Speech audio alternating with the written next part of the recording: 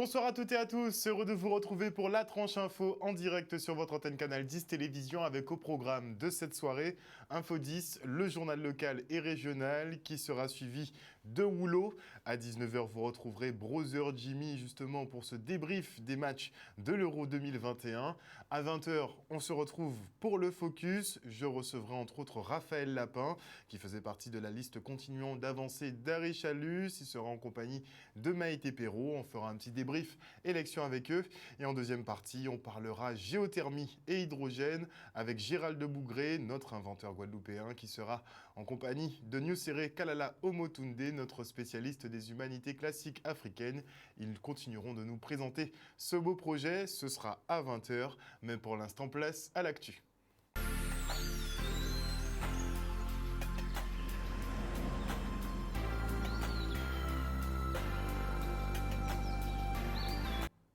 Nous sommes le mercredi 30 juin 2021 et le mauvais temps s'installe pour tout le reste de la semaine. L'onde tropicale numéro 13 nous impacte en ce moment même avec des épisodes pluvieux orageux sur l'archipel. Les cumuls de pluie sont faibles mais n'entraînent pas d'inondation. Ceci étant, les phénomènes cycloniques s'enchaînent avec l'onde tropicale numéro 14 qui s'est renforcée et passe au stade de dépression tropicale. Elle devrait nous intéresser à compter de ce vendredi et légèrement nous éviter, mais même si nous devrions rester en marge de ce phénomène, la prudence reste de mise. On fait le point avec Météo France. Actuellement, sur l'Arc, nous sommes concernés par l'onde tropicale numéro 13. Donc la Guadeloupe est un peu en marge de cette onde tropicale. Nous avons eu quelques pluies cet après-midi, notamment sur la Basse-Terre et Marie-Galante avec des orages, et sur la Grande-Terre, très peu de pluie. Donc nous attendons encore à l'arrière de cette onde des averses localement orageuses dans les heures à venir. Et également des vents jusqu'à 35 km/h en vent moyen et quelques rafales entre 60 et 70 km/h. Ensuite, on est en vigilance jaune forte pluie, donc on s'attend quand même localement à avoir bien de fortes pluies. Voilà. Et donc nous avons à l'arrière de cette onde tropicale numéro 13, bien celle qu'on appelait l'onde tropicale 14, et qui est devenue à 17h la dépression tropicale numéro 5, donc 5 sur le site du NHC. Et donc qui peut encore évoluer dans les prochaines heures, qui peut encore se renforcer, mais en tout cas pour la Guadeloupe, on resterait encore en marge de cette dépression tropicale, avec toutefois un renforcement du vent qui est attendu dans la journée de vendredi, mais également encore des fortes pluies qui peuvent être amenées par les bandes périphériques de la dépression tropicale numéro 5. Et on dresse un petit point, justement le point hebdomadaire concernant l'épidémie du Covid-19 et les autorités constatent une stabilité avec une légère hausse des indicateurs épidémiologiques. Une situation alarmante pour le préfet Alexandre Rochat qui pointe du doigt le relâchement des Guadeloupéens entre élections et fin des restrictions. Cette semaine, l'on compte donc 130 nouveaux cas, 5 clusters, 7 hospitalisations pour Covid et 0 décès. Le taux d'incidence, lui, est de 34,5 sur 100 000 habitants. Le taux de positivité, lui, est de 3,4%, alors qu'il était à 2,3% la semaine dernière. Le facteur R, lui, dépasse 1 maintenant et est fixé à 1,06 contre 0,68 la semaine dernière. 105 661 injections ont été réalisées à ce jour en Guadeloupe. Et même si les bars et restaurants sont ouverts, notez que la danse est toujours interdite. Et donc la préfecture n'annulera pas les restrictions qu'elle a réfrénées la semaine dernière. Mais d'ici la semaine prochaine, si les indicateurs continuent à augmenter, eh bien, on risque d'avoir un retour en arrière, en termes de liberté en tout cas. Et après 4 mois, la grève est enfin finie au Gosier. Maires et syndicats se félicitent d'avoir trouvé un accord équilibré pour les deux parties. On fait le point avec Cédric Cornet, maire de la ville, et Nestorius Favel, secrétaire général de l'UTC, qui répondait aux questions d'Olivier Félix. Ah, visiblement, le sujet n'est pas prêt vu qu'il vient de rentrer. Et on passe donc à la traditionnelle révision du prix des produits pétroliers qui s'envolent mois après mois. Le super samplon passe à 1,65 €, soit 1 centime de plus que le mois dernier. Le gazole, lui, augmente de 4 centimes et passe de 1,37 € à 1,41 €. Le prix de la bouteille de gaz, lui, explose littéralement avec une hausse de 1,43 €. Elle vous coûtera donc 23,47 € contre 22,04 € et 19 € le mois d'avant. C'est quand même de très grosses augmentations en ce moment. Et on part sur le front social avec cette mobilisation devant la sous-préfecture de Pointe-à-Pitre. Syndicats et associations se dressent contre la dématérialisation des procédures de régularisation des ressortissants étrangers. Selon le président de la CIMAD, ce mur numérique vise à exclure ces personnes purement et simplement. Le reportage. Aujourd'hui, on organise un rassemblement sur la place de la Victoire face à la sous-préfecture pour protester contre la dématérialisation des démarches de prise de rendez-vous pour les personnes étrangères qui souhaitent se régulariser, qui souhaitent être dans le cadre de la loi. Cette dématérialisation, elle est illégale du point de vue du Conseil constitutionnel. Et aujourd'hui, en Guadeloupe, en Guyane et dans certaines préfectures, en tout 23 préfectures en hexagone aussi, on dépose des recours devant les tribunaux administratifs pour essayer de condamner les préfectures qui se servent de la dématérialisation pour empêcher les étrangers d'avoir accès à un guichet, qui construisent un mur numérique entre les personnes étrangères qui souhaitent se régulariser et leurs droits, et qui se servent de la dématérialisation pour exclure, pour trier les personnes et pour mettre au banc de la société guadeloupéenne toutes ces personnes-là qui pourtant, puisqu'elles essayent de déposer des demandes de titre de séjour, sont régularisées. Les immigrés, c'est majoritairement c'est malheureux. Et donc, ils sont confrontés à des difficultés. Et nous répondons tout naturellement parce que à deux syndicats, en nous particulièrement l'agriculture et particulièrement la banane, eh bien nous avons un fort pourcentage des camarades immigrés d'origine dominicaine pour certains, d'origine haïtienne pour d'autres. Et ça nous a dit c'est que nous ne pouvons pas accepter que l'État peut prendre des dispositions comme ça alors que l'État sorti condamné et qu'il a recevoir des gens qui ont fait la queue, que nous-mêmes fait la queue avec Covid là, nous voyons qui en situation là est. Et donc sur le plan humanitaire, nous avons dit qu'il faut nous bailler en réponse appropriée par rapport à ça que nous avons comme soi-disant comme devise. Il faut savoir que depuis 4 ans, donc à peu près 2017, donc la sous-préfecture a mis en place la dématérialisation des prises de rendez-vous et ça constitue en fait des difficultés énormes pour les étrangers parce qu'ils n'arrivent pas à prendre des rendez-vous à temps. Donc on a des titres de séjour qui sont périmés depuis plus d'1 an. D'accord ? Donc les gens viennent et reviennent à la sous-préfecture, mais aucune réponse intéressante n'est apportée. Donc vous avez des gens par rapport à ça qui ont perdu leur travail, donc qui ont perdu leurs droits sociaux. Donc c'est tout simplement fait du mépris. D'accord ? Sachant que en fait, le service des étrangers est un service public comme tous les autres services publics de France. Donc il ne devrait pas avoir de difficultés ou de différence de traitement entre les différents services publics. L'État colonial français qui en face organiser des procédures toujours pour attaquer, toujours pour jouer sur la misère sociale. Et je là, c'est inadmissible que nous avons effectivement que nous ayons un système en pratique organisé pour que ces gens-là n'aient pas ni la possibilité de renouveler carte de séjour et que nous avons dénoncé en plus que parallèlement, nous avons bien compris, nous avons bien vrai, nous avons pesé mot en nous, qu'il y a un commerce parallèle qui a fait en même temps. Eh bien, si do à catégorie des gens là ça, si do à peuple là ça justement qui gens en souffrance, qui gens en misère. Donc nous ne pouvons pas accepter d'habiter comme ça et c'est pour ça que nous la jode là.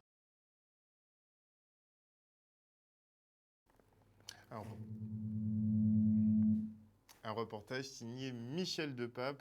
Et on part tout de suite à la ville du Gosier pour la signature du protocole de fin de conflit entre la municipalité et l'UTC-UGTG. Ce qui est important pour nous à l'UTC, c'est surtout de faire mes Gosier comprendre qu'ils sont un élu à pays là, contre toutes ces élus là, pas une particularité pour Gosier. Donc ça veut dire que nous déposons un certain nombre de points sur un protocole, sur un accord cadre fait signer. Donc après, c'est vrai qu'il y a point 4 mois pour comprendre, signer.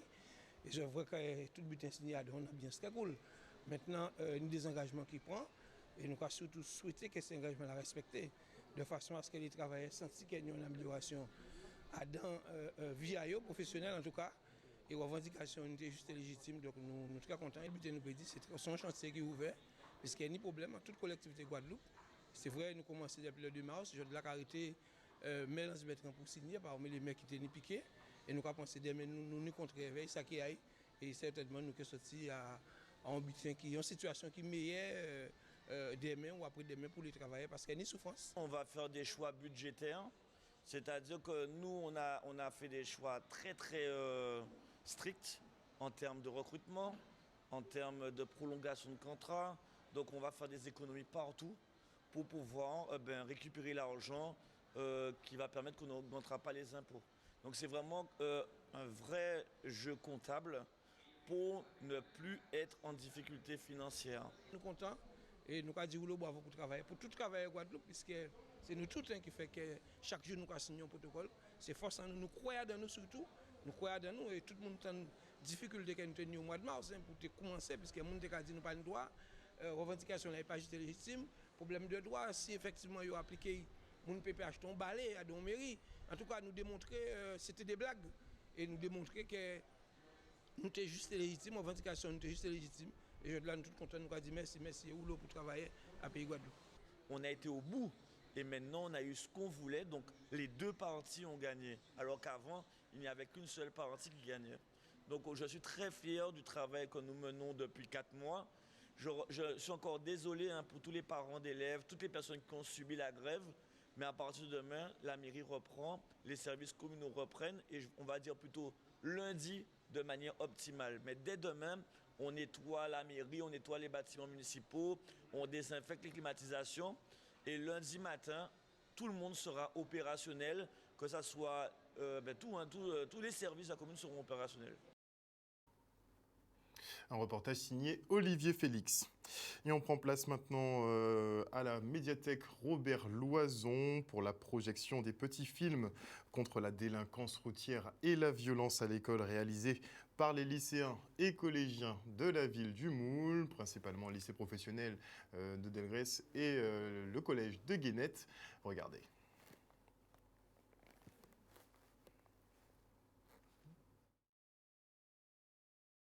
C'est une opportunité qui nous a été offerte avec notre partenaire, l'ARS, l'Agence régionale de santé. Donc, qui sont partenaires avec nous, qui ont financé ces deux petits scénettes. Voilà. Donc, ces deux scénettes ont été financés par l'ARS. Et donc, du coup, après, il nous appartenait de réfléchir sur la thématique, comment on allait aborder les choses. Donc moi j'avais quelques idées qu'on a partagées avec le réalisateur. On a eu un travail très rapproché pour sortir quelque chose qui était ce que vous avez pu voir et qui permet en fait d'interroger sur ces questions-là. Ce projet est la parfaite illustration des relations qui s'établissent entre l'établissement, le lycée, et la collectivité qui nous accueille, à savoir la ville du Moule. Et il y a ce qu'on appelle le CLSPD, qui est une instance qui met en présence des personnels de l'établissement, des personnels de la police, de la gendarmerie, de la ville, pour croiser les regards sur le climat aux abords des établissements en particulier. Donc le projet dont il s'agit, le court-métrage que nous avons vu tout à l'heure, c'est tout simplement un projet du CLSPD par lequel les acteurs, les responsables du projet ont voulu porter un témoignage sur les phénomènes de violence, mais avec un message, arrêtons ça.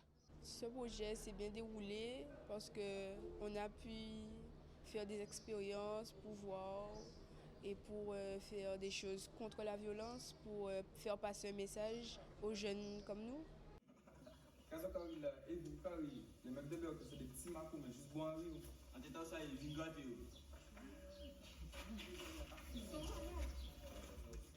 Nous, on a fait passer un message pour montrer la violence et ça peut être quelque chose de bien pour partager.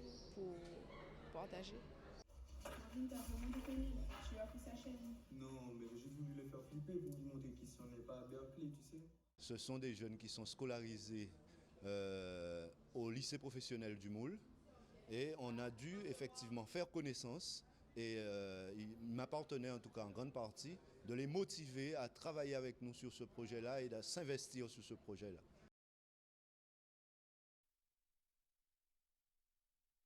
travail. Et on part maintenant pour la présentation au drapeau des nouvelles recrues du régiment du service militaire adapté de Guadeloupe à la Jaille. Pour eux, c'est l'aboutissement d'un mois de formation pendant lequel on va leur apprendre les rudiments du métier de militaire, en tout cas les codes pour pouvoir après suivre une formation professionnelle pendant 6 à 10 mois au sein du régiment. Voilà, donc ça vient symboliser cette fin de formation initiale, et la présentation au drapeau, c'est vraiment le fait de rentrer vraiment profondément dans le régiment et puis de faire partie d'un corps. Je suis entrée en tant que volontaire stagiaire. Aujourd'hui, je suis volontaire technicienne et bientôt futur chef de filière. Je ne pensais pas en fait être chef de filière aujourd'hui, ce qui vient. Et voilà, hein, c'est le RSMA. Je suis très très heureuse parce que j'ai pu trouver en fait ce dont je cherchais. La symbolique d'avoir les élus de la République qui remettent les insignes des jeunes sur leur poitrine est vraiment très importante, et je pense que ça va les marquer, et ça marquera également ceux qui étaient présents. Nous sommes là, nous sommes avec vous, accrochez-vous, vous êtes au bon endroit pour réussir une éventuelle insertion, voire plus. Donc pour moi, il n'était pas question de ne pas être là. Lors du déjeuner, un peu après, j'aurai le plaisir de discuter avec eux, éventuellement échanger sur leur ressenti au sein du RSMA. Ça nous permet aussi, en tant qu'élus, de prendre le pouls, de voir les difficultés que rencontrent nos jeunes et pouvoir mener la réflexion beaucoup plus loin pour leur permettre d'être de mieux en mieux, je ne parle pas au sein même de leur formation, mais préparés demain. Décernons la médaille de bronze de la Défense nationale. Volontaire technicien, depuis le 1er juin 2021. Le soldat de première classe, Louis, est affecté en qualité de cuisinier à la compagnie de formation professionnelle. Bien résumé, c'est une école de la vie, exactement, ouais, tout à fait, qui donne des perspectives nouvelles par rapport à celles qu'ils avaient au préalable. Ils vont apprendre les savoir-faire de base des formations dans lesquelles ils sont engagés.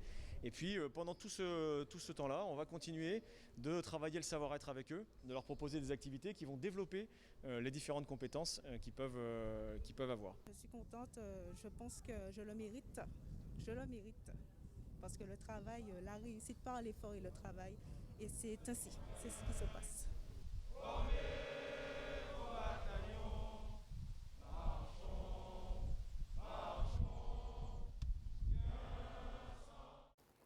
Des images signées Stanley Manicor. Et maintenant, je reçois Vermeil Anassami, sage-femme. Bonsoir, Madame Anassami. Alors, vous participez justement à ces opérations autour du dépistage du cancer du col de l'utérus. Est-ce qu'on peut avoir une idée un peu de cette maladie en chiffres, en quelques chiffres? Eh bien, c'est un cancer qui touche en métropole 3000 femmes. Et ce cancer du col de l'utérus en Guadeloupe et dans les 2 autres collectivités, Saint-Martin, Saint-Barthélemy, il y a environ 180 femmes qui sont concernées par le cancer du col de l'utérus. Donc 180 femmes, c'est pas mal quand même. Et sur ces 180 femmes concernées par le cancer du col de l'utérus, vous trouverez environ une vingtaine de femmes qui auront un cancer de l'utérus, un cancer du col de l'utérus invasif, c'est-à-dire très avancé.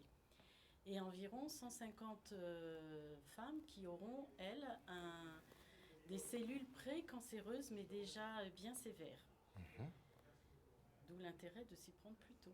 Parce qu'apparemment, plus on s'y prend tôt, moins les cellules cancéreuses ont le temps de se développer. Ce cancer du col de l'utérus est un cancer qui est lent, qui est silencieux. Il va mettre 10 à 15 ans à évoluer. D'accord. Et chez les femmes qui ont entre 25 et 65 ans, qui sont concernées par ce cancer, elles ne le savent pas forcément parce qu'il n'y a pas de signe. Elles n'ont pas de douleur et il n'y a aucun signe. D'accord. Donc si on ne fait pas un dépistage, si on n'analyse pas les cellules, si on recherche on peut pas ne le pas virus, du tout être au courant. On peut ne pas être au courant. Et lorsqu'il y aura des premiers signes, peut-être que ce sera trop tard. D'accord. Oui. Il y a quand même un taux de mortalité conséquent quand on s'y prend tard. On meurt du cancer du col de l'utérus. On en meurt. Et qu'est-ce qui freine en général les femmes pour aller se faire dépister? Pour le cancer du sein, bon, c'est pas très agréable. Maintenant, le cancer du sein, en fait, il y a eu la campagne de prévention. On est habitué. Mais le cancer du col de l'utérus, c'est une région anatomique qui est un petit peu tabou. D'accord. L'intimité qui rentre dans l'intimité. Bien sûr. Et puis, c'est un examen, on est quand même installé sur une table gynécologique, on fait un examen particulier, donc ça freine. Et en Guadeloupe, alors que en France, les femmes se font peut-être dépister un petit peu plus, mais en Guadeloupe, on n'a que 43% de femmes qui se font dépister. C'est dommage. Donc, d'où l'intérêt de la campagne de sensibilisation, parce qu'on veut augmenter les chiffres de dépistage. Est-ce qu'il y a quand même des signes avant-coureurs qui peuvent permettre aux femmes de déclencher leur horloge interne et d'aller se faire tester? Il n'y a pas de signe avant-coureur. C'est pour ça qu'elles n'y pensent pas. Il est important de se dire, eh bien, on est une femme, on a une vie sexuelle, une vie intime, et du coup, chaque femme et chaque homme est confronté à ce virus qui va entraîner ce cancer du col de l'utérus. Donc, il est important de se dire, à partir du moment où je suis en contact avec ce virus, eh bien, je me fais dépister. À partir de quel âge? Et à quelle fréquence doit-on se faire dépister? Alors, à partir de 25 ans, jusqu'à 65 ans, il est important de se faire dépister, puisque c'est pendant cette période que ce cancer va évoluer. À partir de 25 ans, tous les 3 ans, jusqu'à 29 ans, on va analyser les cellules et on va vérifier si elles sont normales ou pas. D'accord. Et à partir de 30 ans, jusqu'à 65 ans, on va aller un petit peu plus loin. On va plutôt essayer de rechercher ce virus HPV, un papillomavirus, qui est responsable de ce cancer. Mais le virus HPV, c'est en fait faux. C'est les virus HPV. Ils sont très nombreux et on recherche ces virus. Mais la difficulté, c'est qu'il va y avoir des virus, comme on est tous confrontés à ce virus, tous, hommes et femmes, eh bien, un jour, on peut avoir ce virus et se dire, si on découvre ce virus, on va dire, oh là là, ça y est, j'ai un cancer. Non, parce qu'on peut en guérir spontanément. 90% des femmes qui vont avoir le virus vont être guéries. On parle de guérison spontanée ou de guérison médicamenteuse? Non, de guérison. 6 mois, 8 mois après avoir été infecté par le virus, il peut disparaître. C'est comme quand on attrape la grippe, il disparaît. Donc, ça peut disparaître. Par contre, il va rester quand même 10% des femmes pour lesquelles le virus va rester dans la muqueuse vaginale, dans les cellules, et du coup, va être responsable des lésions qui vont entraîner le cancer du col de l'utérus. Donc, il faut se faire dépister à partir de 25 ans, mais il est intéressant, il faut penser aussi aux gestes de bonne santé pour tout le monde. Il est intéressant quand même que les jeunes filles et les jeunes hommes soient vaccinés, parce qu'il existe un vaccin un vaccin contre les HPV les plus virulents pour le cancer, pas pour tous. Et ce vaccin, il est possible de le faire chez les jeunes filles entre 11 et 14 ans, mais aussi chez les jeunes garçons, puisque du coup, on va limiter un petit peu la transmission de ce virus. Un vaccin qui est au point depuis combien de temps? Depuis longtemps, depuis plus de 10 ans. C'est un vaccin. Gardasil. Très bien. On va pas le nommer. Au moins, c'est le Gardasil. Il n'est pas récent, donc il y a des preuves qui fonctionnent. Très bien. Alors, est-ce que vous avez prévu quelque chose de particulier, justement, pour promouvoir ce fameux dépistage du cancer du col de l'utérus? Ma présence ici, la présence d'autres consoeurs ou collègues qui vont intervenir sur d'autres radios, d'autres médias. Il y a les réseaux sociaux et puis il y a la campagne d'affichage. Je ne sais pas si vous avez vu l'affiche pour le cancer. Alors, je l'ai là. Elle est très jolie. Je ne l'ai pas. Comment ça, je ne l'ai pas? Non, je la trouverai et je la montrerai. Je l'ai pas. Elle est très jolie, en fait. On a... Comment dire? Mais en tout cas, c'est pour motiver les femmes à y aller. Allez, voilà. Dans tous les cas. Merci beaucoup en tout cas Madame Anassami d'être venue sur ce plateau ce soir nous parler justement de ce dépistage du cancer de l'utérus qui est encore pas encore assez pratiqué finalement ici en Guadeloupe, mais ça devrait venir. Ça va venir parce qu'il y a eu une première période depuis le mois de janvier. Il y a quand même eu 140, je ne sais plus le chiffre, attendez, je me trompe, je ne vais pas dire de bêtises, mais il y a eu En centaines? Voilà, 14 000 invitations qui ont été envoyées aux femmes entre 25 et 65 ans pour se faire dépister auprès de leur médecin ou leur sage-femme. Et depuis le début janvier, 7 000 autres convocations, invitations ont été envoyées de manière complémentaire. Donc, si vous recevez l'invitation, contactez votre médecin, votre sage-femme. Elle fera ou il fera tranquillement cet examen qui est complètement indolore. Et puis voilà, le résultat sera envoyé, vous le recevrez à la maison, il sera envoyé à la sage-femme ou au médecin. Et voilà. Merci beaucoup, Madame Anna Samy, je le rappelle, sage-femme ici en Guadeloupe. Merci beaucoup. Et voilà, chers téléspectateurs, nous sommes arrivés au terme de ce journal. Merci pour votre fidélité. N'oubliez pas que sur Canal 10 Télévision, vous faites l'information que nous diffusons. Le journal local ne revient pas demain ni vendredi, puisqu'on aura des soirées qui seront dédiées aux investitures, donc département ce jeudi et la région ce vendredi. Donc le JT reviendra en formule normale lundi prochain. Passez une bonne fin de semaine. Je vous fais des bisous. Bye bye.